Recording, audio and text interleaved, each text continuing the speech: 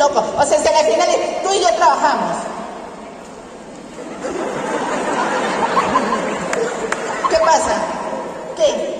¿Qué pasa acá?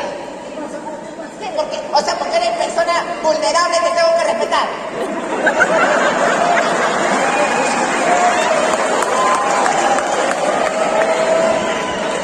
¿Cómo dices? Me imagino que estaba vacunado, ¿no? ¿Ah? Me imagino que estás vacunado. Claro, como a ti te vacunan todos los días.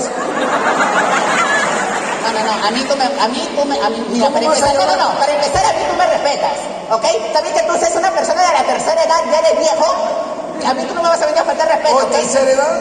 ¿Tercera edad qué? Oye, anda a mi cuarto.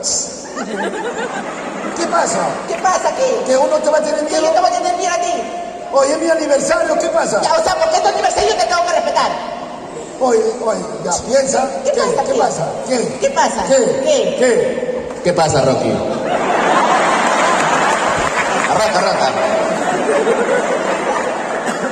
A manera, pero... Saca la vuelta, concha de tu madre.